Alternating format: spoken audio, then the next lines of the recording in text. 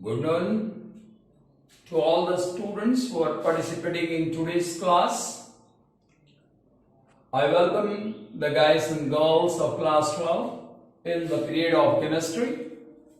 Today we will learn the remaining part of colloids. Last day we were studying about colloids. We have seen some of the things of colloids, and now we are trying to move from that point ahead. We were discussing about associated colloids, and in this associated colloid we were discussing about what? Micelle. This is what we were discussing about. Whatever we have learned in the previous class, try to see the thing that SOP is chemically what? SOP is chemically sodium or potassium salt of fatty acid. It is represented as below.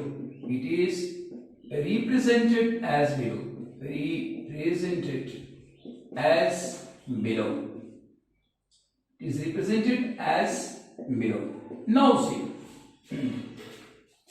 if you want to draw the diagram of any SOP, then we have to draw in this way. And here COONA or maybe K. Here minus, this should be plus here. This part is hydrophobic in nature.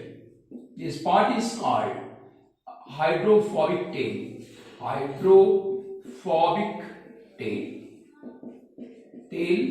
And this part is called polar head. Polar hydrophilic head.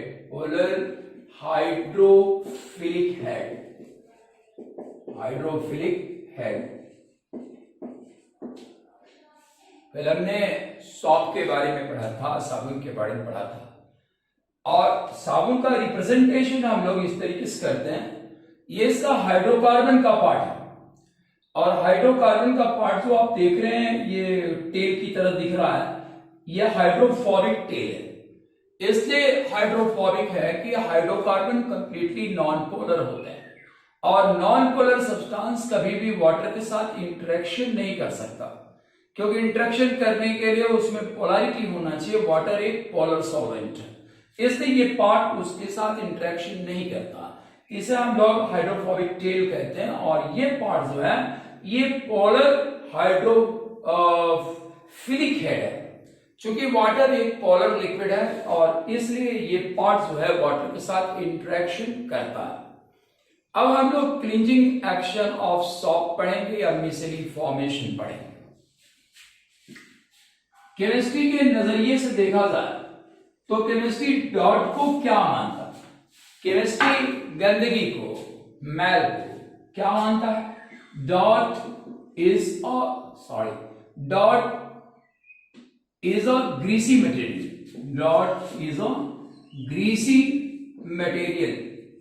Dot जो है एक greasy material है, जिसे हम लोग कह सकते हैं ऑयली मटेरियल. ये तो जब कपड़े पर ऑयल लग जाता है तो उस पर जो डस्ट पार्टिकल्स हवा में हैं वो सब के सब उसी ऑयल में गिरते हैं और कपड़ा ब्लैक हो जाता है और वही गंदगी होती है. अब यहाँ एक बहुत छोटा सा सवाल आ गया कि हम कपड़ा पहन के जब चलते हैं तो उसमें तेल कहाँ से आके गिर जाता है. तो इस बात का जवाब हमको जानना चाहिए कि हमारे स्किन में एक टिश्यू होता है, एक ग्लैंड होती है जिसे हम एपिथेलियल ग्लैंड कहते हैं. एपिथेलियल ग्लैंड है जो हमारे स्किन में होता है, और इस ग्लैंड का नाम है सेबेशियस ग्लैंड. ये सेबेशियस ग्लैंड कहा जाता है. और सेबेशियस ग्लैंड क्या करता है? ऑयल जनरेट करता है. It produces oil. ये ऑयल प्रोड्यूस करता है. इसलिए आप देखते हैं कि हम लोग का स्किन हमेशा सॉफ्ट रहता है. तो ये सॉफ्ट कैसे रहता है? क्योंकि सेबेशियस ग्लैंड से लगातार तेल निकलते रहता है. जब तक तेल निकलता है, जब नमी कम होती है फिर तेल बाहर आ जाता है, और इस प्रकार से स्किन हमारा सॉफ्ट रहता है। विंटर सीजन में आप जानते हैं कि स्किन के पोर्स क्या होते हैं, लॉक हो जाते हैं, और लॉक होने की वजह से उनसे ऑयल का सेक्रेशन नहीं हो पाता और स्किन क्या होती है, टफ हो जाती है, काफी टाइट हो जाती है। तो हम बाहर से उसमें तेल लगाते हैं, बॉडी लोशन, क्रीम, ये सब हम बाहर से लगाते हैं।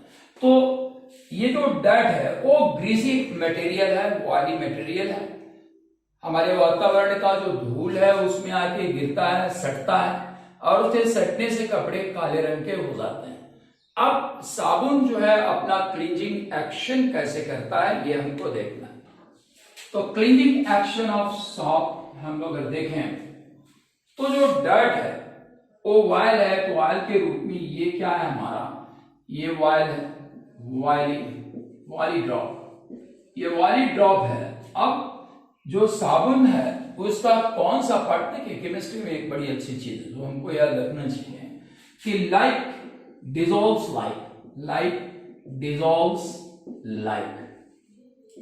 लाइक, जो जैसा है वैसे में घुलता है।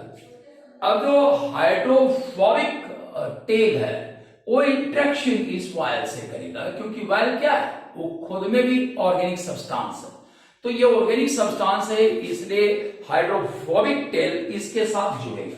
तो यहां से हाइड्रोफोबिक टेल ऐसे जुड़ते चला जाता है, फिर इस तरह की कई रचनाएं इसमें बनती हैं, काफी हाइड्रोफोबिक टेल्स जो है इसमें जुड़ते चले जाते हैं। आप इस स्ट्रक्चर को काफी ढंग से बनाइएगा, क्योंकि यहाँ अब ये स्ट्रक्चर बहुत कायदे से बनाना मेरे लिए संभव नहीं है। ये स्ट्रक्चर ऐसा ही बनता है, ये आपका स्ट्रक्चर बनता है, यहाँ COO माइनस होता है और यहाँ आपका Na प्लस या K प्लस जो है वो रहता है। तो इसका इंटरेक्शन जो है वाटर से होता है, ये वाटर से इंटरेक्ट करता है। तो वाटर से इंटरेक्ट जो ये रचना बन रही है, आप जो देख रहे हैं ये सर्कल करता जा रहा है, ये पूरी रचना को अगर यहां से हम लोग ऐसे सर्कल में कर दें तो ये क्या बनता है, ये कोलॉइडल इन साइज होता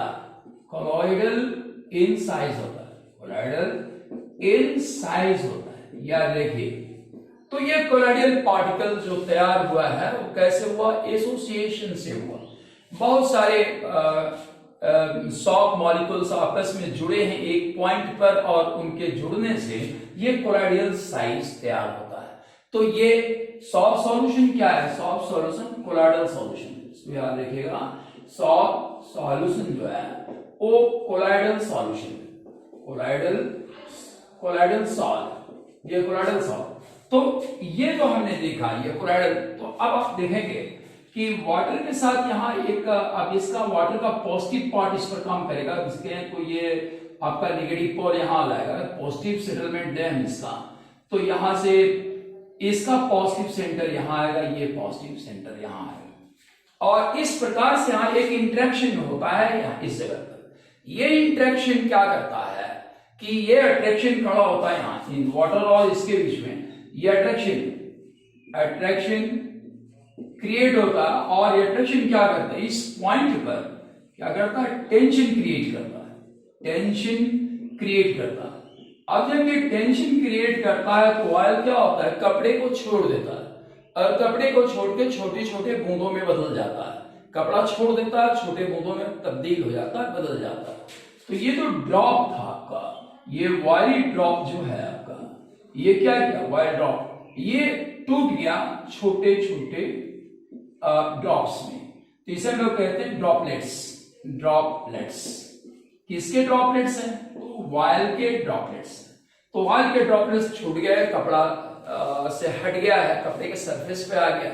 अब इसको जब हम रिंजिंग करते हैं तो वायल बाहर हो जाता है। तो वायल कैसे बाहर होगा, on rinsing vial moves out with water, ये वाटर के साथ बाहर निकल जाता है, और इस प्रकार से हमारा कपड़ा जो है वो साफ हो जाता है। तो एसोसिएटेड कोलाइड्स में आपका मिसेली होता है, मिसेली इस स्ट्रक्चर को कहते हैं, इसका डेफिनेशन बुक में दिया हुआ है, बहुत अच्छा डेफिनेशन है, आप उसको याद कीजिएगा। और ये इसके क्लीनिंग मैकेनिज्म है जिसके रास्ते कपड़े को ये साफ करता है। अब कुछ टर्म यहाँ है जिस टर्म को हम लोग सीखते हैं, टर्म यहां एक ये है कि what do you know by Krafft temperature. इस टेम्परेचर से आप क्या समझते हैं? What is Krafft temperature? What is Krafft temperature? ये क्राफ्ट टेम्परेचर क्या है, इसे हम लोग जानते हैं।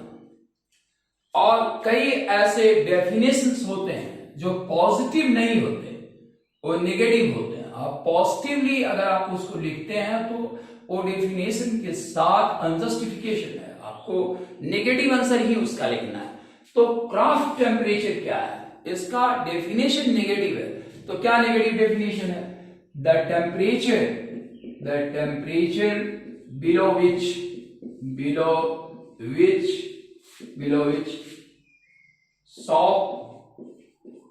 solution cannot be can't be prepared is called craft temperature.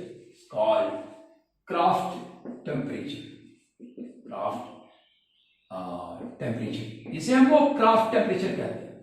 जिसके नीचे सॉल्ट फंक्शन नहीं करता है, सॉल्ट पानी के साथ इंटरेक्शन नहीं करेगा। क्यों? क्योंकि टेम्परेचर काफी नीचे। और ये टेम्परेचर कितना होता है? ये टेम्परेचर होता है below 5 degree centigrade. Below 5 degree centigrade क्या है? सॉल्ट सॉल्यूशन काम नहीं करता है। तो डेफिनेशन ये नेगेटिव है, आप पॉजिटिव डेफिनेशन नहीं दे सकते। अगर आप पॉजिटिव लिखते हैं कि above 5 degree centigrade temperature soft solution can be prepared and this 5 degree centigrade temperature is called craft temperature, तो ये डेफिनेशन आपका गलत होगा। इसलिए कि डेफिनेशन ही नेगेटिव है। ये अपने आप में जब तक नो नहीं लेगा तब तक इस डेफिनेशन का कोई अर्थ नहीं। तो याद रखिएगा, क्राफ्ट टेम्परेचर एक नेगेटिव डेफिनेशन है और इसका डेफिनेशन क्या है? The temperature below which soft salt can't be prepared is called craft temperature. Normally this temperature is 5 degree centigrade. Below 5 degree centigrade salt cannot interact with water. That is your craft temperature. अब एक term और यहां हम लोग को मिलता है, जैसे हम लोग CMC कहते हैं। So what do you mean by CMC? What do you mean by CMC? CMC का अर्थ क्या है? तो इसके आंसर में सबसे पहले हम लोग इसका फुल फॉर्म लिखते हैं। CMC is what? Critical miscellization concentration. Critical miscellization concentration, ये इसका फुल फॉर्म है। अब हम इसको डिफाइन करेंगे। सीएमसी क्या है, क्रिटिकल मिसलाइजेशन कॉन्सेंट्रेशन क्या है, इसको डिफाइन करते हैं। The minimum concentration of salt, the minimum concentration of salt which is required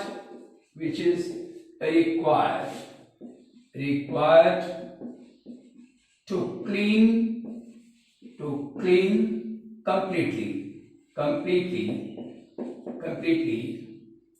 is called CMC। ये CMC है। अगर किसी कपड़े को साफ करना है और अब साबुन कम लगाते हैं पानी में, तो पानी में जब कम साबुन लगाएंगे तो कपड़ा पूरा का पूरा साफ नहीं होगा। वो तभी साफ होगा जब सॉप का सॉल्ट जो है मिनिमम साबुन से बना हो। एक निश्चित मात्रा साबुन की पानी में जानी चाहिए, तभी कपड़ा पूर्णतया साफ होगा। अगर आप उससे बड़ी मात्रा डालते हैं, ज्यादा डालते हैं, तो इसका मतलब क्या होगा? साबुन बेकार होगा, वो बेमतलब की साबुन है, बर्बाद हो जाएगा। कम डालते हैं तो कपड़ा साफ नहीं होगा। इसे हम लोग सीएमसी कहते हैं, क्रिटिकल मिसलाइजेशन कॉन्सेंट्रेशन कहते हैं। अब हम लोग क्या करते हैं कि कॉलॉइड्स के बारे में, इसके प्रिपरेशन को आप देख लीजिएगा बुक में। प्रिपरेशन में कोई बहुत ये नहीं है और सिंपल रिएक्शंस है, आप उसमें देखेंगे तमाम चीजें आपको मिल जाएंगी।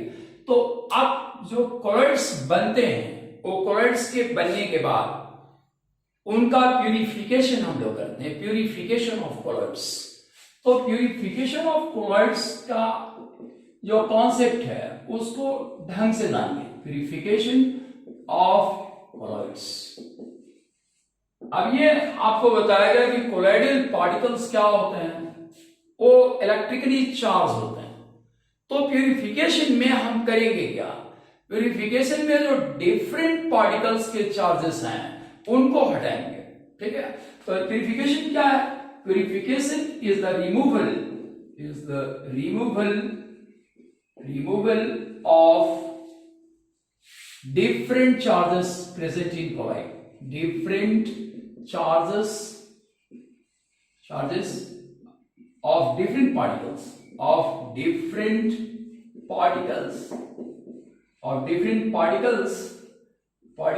from the colloid,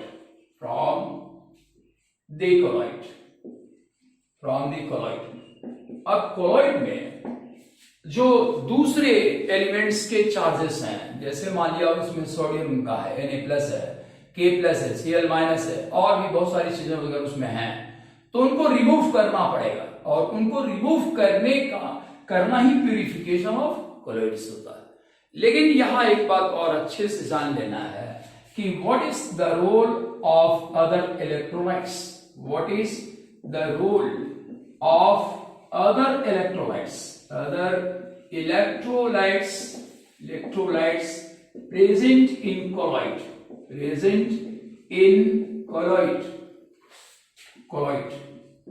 अब जो दूसरे इलेक्ट्रोलाइट हैं जो कोलॉइड में प्रेजेंट हैं उनका क्या रोल है, तो ये चीज हमको यहां जानना है, उसका रोल पूरा समझ में आएगा तभी प्यूरिफिकेशन को हम पूर्णतः समझ पाएंगे।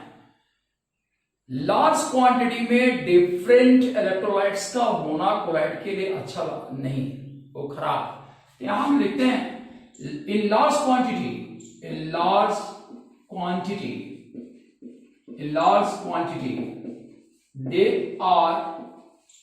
they are harmful in colloid।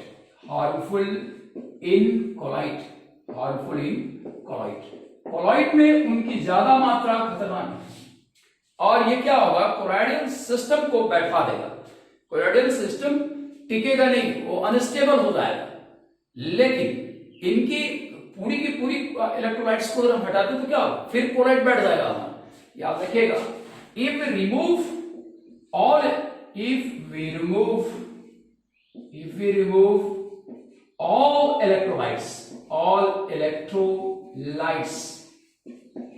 electrolytes in purification,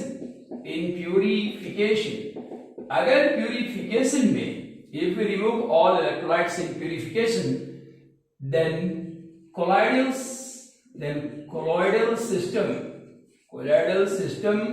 will settle down।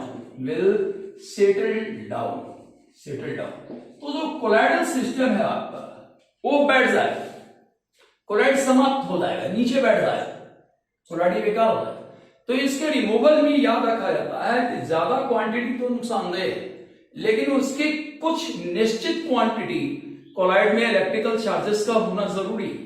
अगर वो नहीं होगा तो कोलॉइड क्या होगा, बैठ जाएगा नीचे, कोलॉइडल सिस्टम बेकार हो जाएगा। तो प्यूरिफिकेशन से यहां ये सवाल बनता है। अब प्यूरिफिकेशन हम लोग कोलॉइड्स का कैसे करते हैं, इसको देखते हैं प्रोसेस क्या है। तो कोलॉइड्स के प्यूरिफिकेशन का जो प्रोसेस है उसका नाम पहले हम लोग जानते हैं। तो what is the name of the process by which colloids are purified. देखिएगा, what is the name of process, what is the name of process by which colloids are purified, colloids को प्यूरिफाइड करने का process क्या है, किस रास्ते colloid को purify किया जाता है। तो कोलॉइड को प्यूरिफाई करने का जो प्रोसेस है उसे हम लोग कहते हैं डायलिसिस। ये डायलिसिस कहलाती है। अब डायलिसिस का हिंदी शब्द अगर आपको जानने की रुचि हो तो मैं बता देता हूं, अपोहण उसे कहते हैं, अपोहण। ये हिंदी में से अपोहण कहते हैं। क्योंकि आजकल लोग हिंदी पे ध्यान नहीं देते, इसलिए मैंने एक वर्ड लिखा कि आप हिंदी भी जाने तो थोड़ा और अच्छा होगा। तो डायलिसिस ये प्रोसेस, डायलिसिस में ये काम कैसे किया जाता है, डायलिसिस में ये जो प्यूरिफिकेशन है ये होता कैसे। तो सबसे पहले हम जान लें कि हमारे जो ब्लड का प्यूरिफिकेशन हमारे बॉडी में होता है, किडनी में होता है, वो किस रास्ते होता है, डायलिसिस से होता है, याद रखिएगा। तो kidney refines the blood, kidney refines the blood, refines the blood, kidney refines the blood by dialysis, dialysis. ये क्वेश्चन बन सकता है कि किडनी कैसे ब्लड को रिफाइन करती है, उसके फूड पार्टिकल्स कैसे अलग होते हैं और उसमें जो वेस्ट मटेरियल है वो कैसे अलग होते हैं, ये सवाल बन सकता है। तो ये कि हमारी किडनी जो है डायलिसिस के रास्ते ही प्यूरिफिकेशन का काम करती है। आपको मालूम है ब्लड क्या है, ब्लड एक कोलाइड है। किस तरह का कोलाइड है, नेगेटिव कोलाइड है, आप ये जानते हैं। तो अब हम लोग डायलिसिस के प्रोसेस को देखते हैं कि डायलिसिस का प्रोसेस कैसे चलता है। डायलिसिस को चलाने के लिए हम लोग क्या करते हैं कि कोलॉइड्स को एक सेमी परमिएबल मेम्ब्रेन में डालते हैं, सेमी परमिएबल मेम्ब्रेन में डालते हैं यानी कि पार्चमेंट बैग में डालते हैं, पार्चमेंट पेपर में डालते हैं।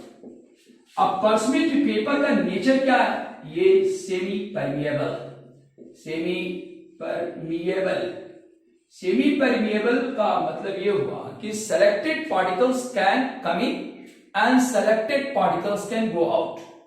अगर किसी मेम्ब्रेन से कुछ चुने हुए पदार्थ बाहर जाते हैं और कुछ चुने हुए पदार्थ ही भीतर आ सकते हैं, तो इस प्रकार के मेम्ब्रेन को हम लोग सेमी परमिएबल मेम्ब्रेन कहते हैं।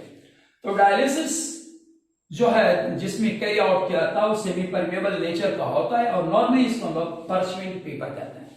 अब पार्चमेंट पेपर आपको कैसे मिलेगा, ये चीज कहां मिलेगी आपको, तो इसको पाने के लिए आप देखे होंगे स्लेटर हाउस जहां बकरी वगैरह काटी जाती है, जहां बकरी काटी जाती है, आपने अभी कभी बकरी को अगर कटते हुए देखा हो तो आपको याद आएगा कि बकरी के ऊपर का चमड़ा जब खींच के नीचे लाया जाता है तो उसके ऊपर एक सफेद रंग की झिल्ली होती है।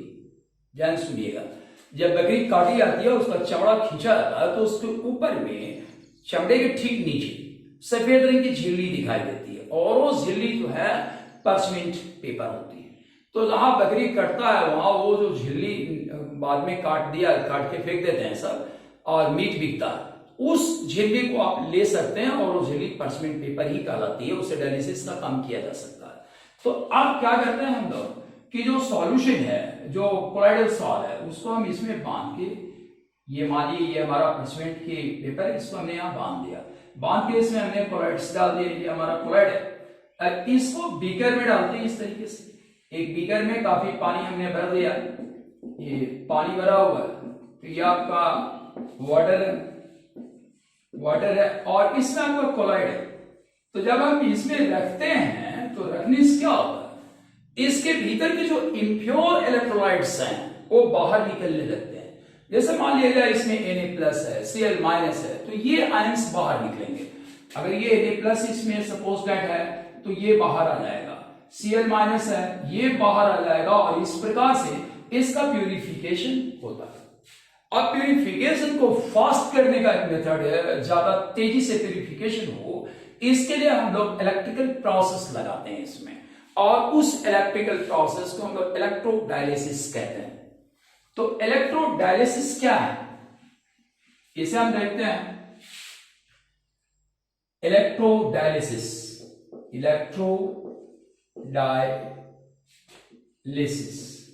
ये इलेक्ट्रोडायलिसिस क्या है, सारी व्यवस्था इसकी वही होती है तो आपने पीछे देखा है।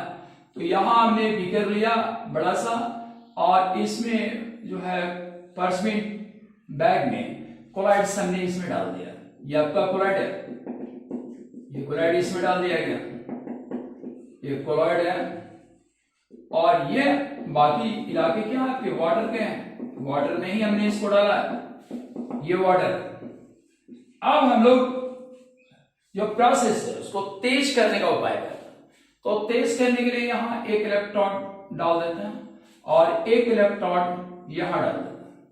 और इन दोनों को ले आकर के बैटरी से जोड़ते हैं, ये पॉजिटिव से जोड़ा आपने, निगेटिव से जोड़ा, तो इस प्रकार से इसमें इलेक्ट्रिसिटी आप सप्लाई करेंगे।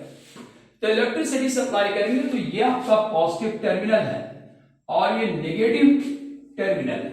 तो Na+ जो है, मैं पीछे जो एग्जांपल आपको दिया हूं वहीं से काम कर रहा हूं, जो Na+ है वो यहां से निकलेगा, निकल के फिर यहां जाएगा और यहां जाके क्या करेगा, डिस्चार्ज करेगा, ये डिस्चार्ज हो जाएगा ऐसे करके। अब फिर ये Cl- है तो यहां से निकलेगा और यहां आकर के डिस्चार्ज हो जाएगा। और ये प्रोसेस जो है काफी स्पीडली चलेगा, काफी तेज चलता है, इसलिए कि यहां जो है आयन को खींचने वाले फोर्सेस लगाए गए। यहां क्या है, अट्रैक्टिव फोर्स आयन का है। ये अगर कहा जाए तो सीट ऑफ, ये एक तरीके से अगर समझा जाए तो ये seat of pullers of an ion, ये आयन को खींचने वाला एक जगह है। और इसी प्रकार से ये क्या होगा, seat of puller of cation, seat of puller of cation. और इस प्रकार से जो ये प्रोसेस है डायलिसिस का, वो काफी तेज हो जाता है, तो ये इलेक्ट्रोडायलिसिस का रहता है। तो ये चीज हमने देख लिया। अब हम लोग इसके आगे पढ़ते हैं अगली बातों को। कोलाइड्स के बारे में अगर कहा जाए कि कोलाइड्स का प्यूरिफिकेशन के टर्म में ही आ गया आपने, हम लोग अल्ट्रा प्यूरिफिकेशन, अल्ट्रा प्यूरिफिकेशन, याद देखते हैं इस टर्म को, ये टर्म है अल्ट्रा प्यूरिफिकेशन, अल्ट्रा प्यूरिफिकेशन ये शब्द है। तो अल्ट्रा प्यूरिफिकेशन का मतलब हो गया कि अब जो हम क्लोराइड प्राप्त करेंगे उसमें इम्प्योर इलेक्ट्रोलाइट्स का कॉन्सेंट्रेशन 0 होगा। ध्यान रखिएगा, यहां अल्ट्रा प्यूरिफिकेशन में क्या होता है, impure electrolytes, impure electrolytes are completely absent, are completely absent, ये होते ही नहीं, इसमें दूसरे इलेक्ट्रोलाइट्स नहीं होते, 0 कंसंट्रेशन उनका होगा। तो ये अल्ट्रा प्यूरिफिकेशन है। अल्ट्रा प्यूरिफिकेशन को जानने के पहले आप जानिए कि कोई भी कोलाइडल पार्टिकल जो है वो फिल्टर पेपर को पार कर जाता है। तो ये चीज हमको समझना है कि the colloidal particle passes out simple filter paper, simple filter paper, जो लैब में सिंपल फिल्टर पेपर है, आप उसको उसमें दूध डालिए, तो आप दूध डालेंगे तो देखेंगे पूरा का पूरा दूध नीचे चला जाएगा, रेसिड्यू के रूप में उस पेपर पर कुछ भी आपको नहीं मिलेगा। जब कुछ नहीं है इसका मतलब क्या हुआ, कोलाइड्स जो है फिल्टर पेपर के द्वारा नहीं रोके जा सके, सब के सब पार कर गए। अब जो अल्ट्रा फिल्ट्रेशन है, अल्ट्रा प्यूरिफिकेशन है, ये इसी पार्ट पर डिपेंड करता है कि इसके कोलाइडल पार्टिकल को रोका कैसे जाए। तो रोकने के लिए एक स्पेशल फिल्टर पेपर हमको तैयार करना है। अब यहां देखिए, और special type of filter paper is prepared, और special type of filter paper is prepared, एक विशेष प्रकार का फिल्टर पेपर प्रिपेयर किया जाता है, और इस विशेष प्रकार के फिल्टर पेपर का अपने एक नाम भी है, सब लोग कहते हैं collider,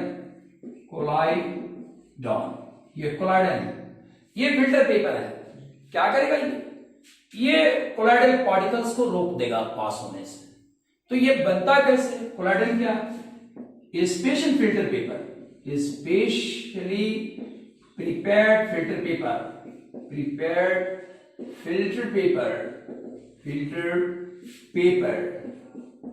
to stop the colloidal particles,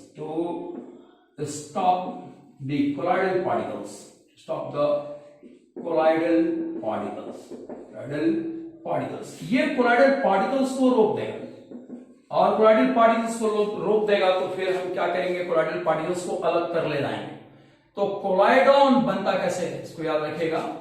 colloidal में हम लोग सबसे पहले क्या करते हैं कि सिंपल फिल्टर पेपर, जो हमारा सिंपल फिल्टर पेपर है इसी से हम लोग बनाते हैं।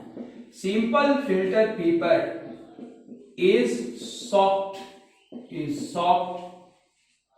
in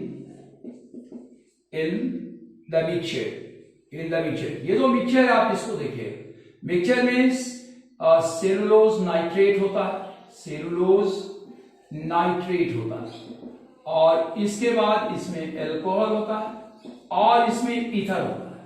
ये मटेरियल है जो हम लोग बनाते हैं। इसके में हम लोग क्या करते हैं, फिल्टर पेपर को डाल देते हैं। डालने के बाद फिल्टर पेपर को हम लोग सुखा लेते हैं धूप में, और ये जो फिल्टर पेपर इस तरीके से बनता है वो कोलाइडन कहलाता है। और ये कोलाइडन क्या करता है, कोलाइडल पार्टिकल्स के मोशन को रोकने में कामयाब है, और इस प्रकार से हम कोलाइडल पार्टिकल को या कहें डिस्पर्स फेज को डिस्पर्सन मीडियम से ही अलग कर सकते हैं। ये हमने पढ़ाया। इसके बाद कोलाइडल पार्टिकल्स के कोलाइड्स के केस में अगली बात जो हम लोग पढ़ेंगे वो एक प्रोसेस के बारे में पढ़ेंगे। जो प्रोसेस हमारा पेप्टाइजेशन, ये पेप्टाइजेशन क्या है इसके बारे में हम देखते हैं। पेप्टाइजेशन, यहां से सवाल बनता है, ये काफी इंपॉर्टेंट इलाका है, वेरी इंपॉर्टेंट। पेप्टाइजेशन क्या है?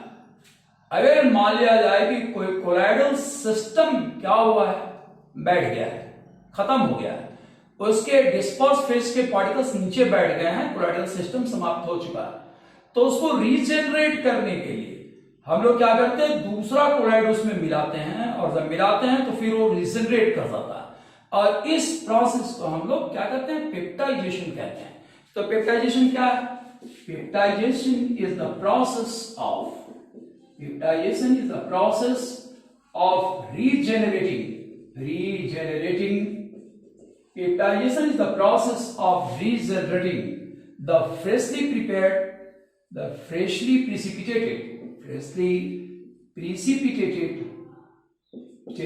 colloidal system.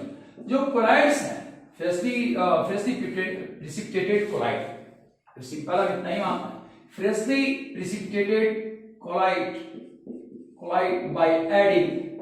by adding suitable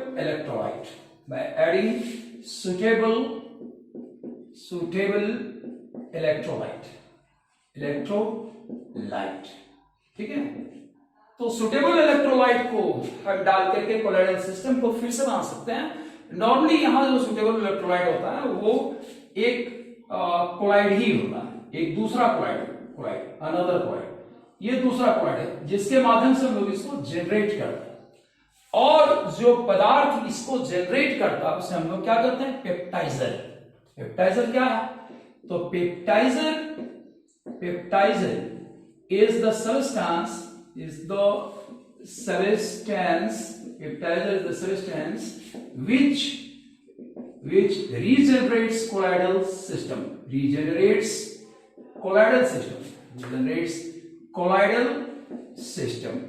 colloidal system। ये अब यहां जो प्रिसिपिटेट नॉर्मल बनता है और जो पेप्टाइजर्स यूज होते हैं उसको सामान्य रूप से हम लोग समझते हैं। तो यहां जो पेप्टाइड, ये जो प्रिसिपिटेट बनता है वो पीपीटी का फॉर्म हमेशा किसका बनता है, लायोफोबिक कोलाइड का बनता है। याद रखिएगा, लायोफोबिक कोलाइड से ही ये बनता है। लायोफोबिक कोलाइड्स क्या होते हैं, अनस्टेबल होते हैं, और अनस्टेबल होने के कारण क्या करते हैं, ये बड़ा ही जल्दी इसका सिस्टम खत्म हो जाता है, इसके पार्टिकल्स नीचे बैठ जाते हैं। तो पेप्टाइजर में हम लोग क्या यूज करते हैं, यहां देखिएगा, पेप्टाइजर में हम लोग जिस पदार्थ को यूज करते हैं वो लायोफिलिक कोलाइड यूज करते हैं, सिंपल प्रोसेस, ये बहुत ही सिंपल एंड ब्रॉड कॉन्सेप्ट है जो हम अगर दिमाग में रखना चाहें तो बड़ी आसानी से ये हमारे दिमाग में सेट कर सकते हैं। यह आपका पेप्टाइजेशन है, और यहां से सवाल लगभग बनता है।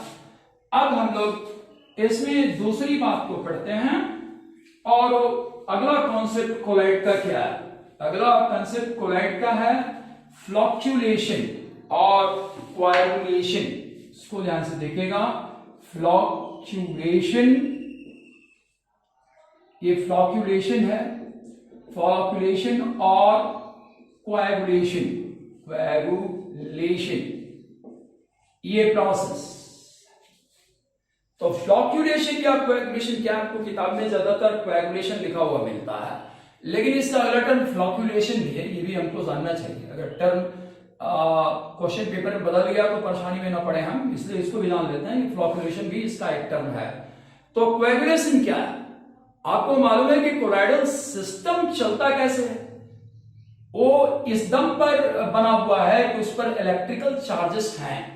अगर उनके इलेक्ट्रिकल चार्जेस को खत्म कर दिया जाए तो क्या ये कोलॉइडल सिस्टम समाप्त हो जाएगा, सारे पार्टिकल्स आपस में जुड़ के नीचे बढ़ जाएंगे, और बढ़ जाएंगे तो सेटलिंग डाउन हो जाएगा, यानी कि डिस्पर्स फेज नीचे चला जाएगा, और इसे ही हम लोग क्या कहते हैं, कोएगुलेशन कहते हैं। यहां देखते हैं कोएगुलेशन क्या, the settling down of colloid, the settling down of colloid, settling down of colloid is called, the settling down of colloid is called coagulation, coagulation और flocculation,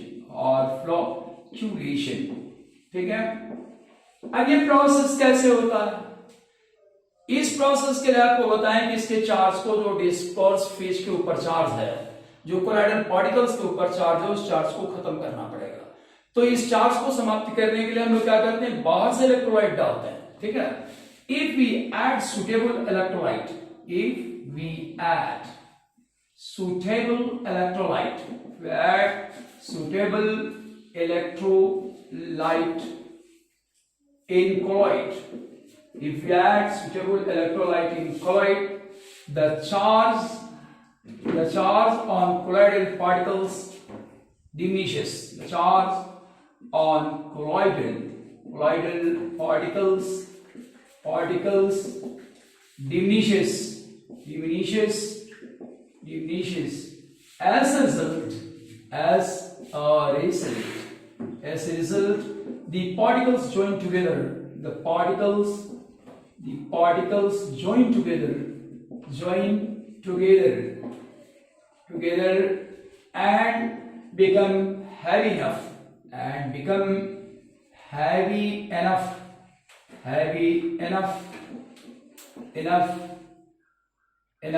to sit down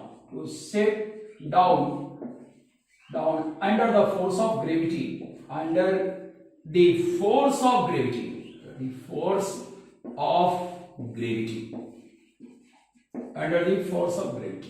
अब ये colloidal system आपका set कर गया, बेकार हो गया। तो ये प्रोसेस जो है आपका कहलाता है क्या, कोएगुलेशन कहलाता है। अब कोएगुलेशन के ऊपर जो है हमने एक बात बताया कि इसमें इलेक्ट्रोलाइट ऐड करना पड़ता है।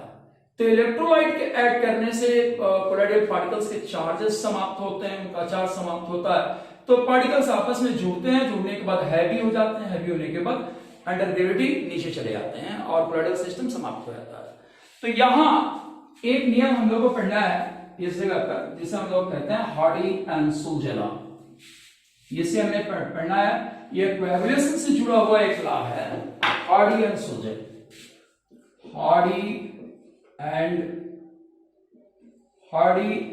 सुलजे law, Hardy and Schulze law. अब ये हार्डी एंड सुलजे लॉ क्या कहता है, हार्डी एंड सुलजे लॉ कहता है कि रेट ऑफ कोएगुलेशन जो है न्यूट्रलाइजिंग चार्ज के चार्ज पर डिपेंड करता है, उसकी अमाउंट पर डिपेंड करता है। तो इनको याद रखना, Hardy and Schulze law states that the rate of coagulation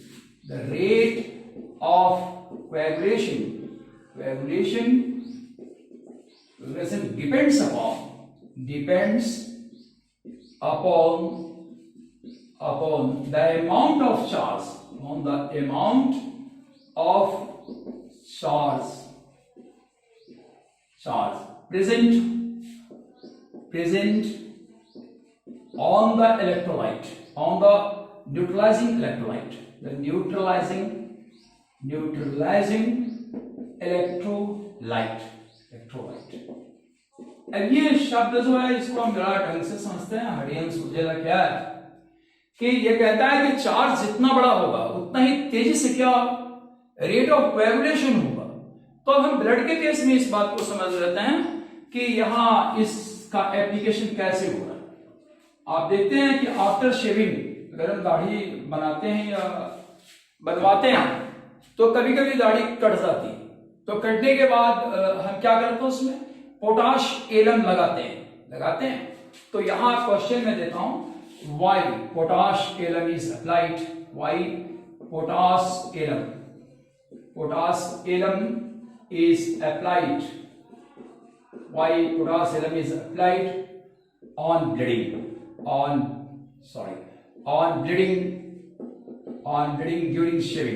during shaving।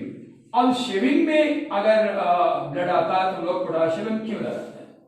तो आपको मालूम है कि ब्लड क्या है, ब्लड नेगेटिव कोलाइड, ब्लड हमारा क्या है, negative collide.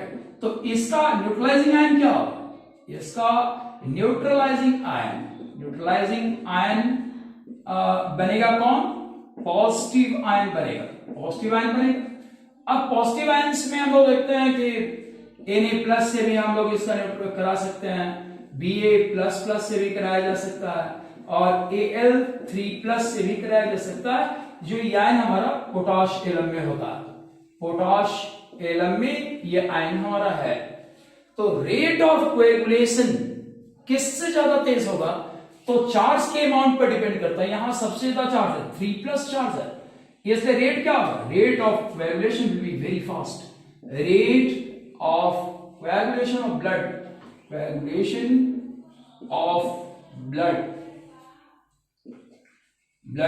will be very fast, very fast। अब rate of coagulation of blood क्या है, यहां बहुत ज्यादा तेज होगा, इसलिए हम लोग पोटाशियम लगाते हैं कि ब्लड जो क्लॉटिंग है वो जल्दी हो जाए और ब्लड हमारा ज्यादा न निकलने पाए। तो ये आपका हार्डियन सूजन है, इसको हमें जानना है। Okay guys, for today I think it's enough and prepare yourself for the examination. Thank you.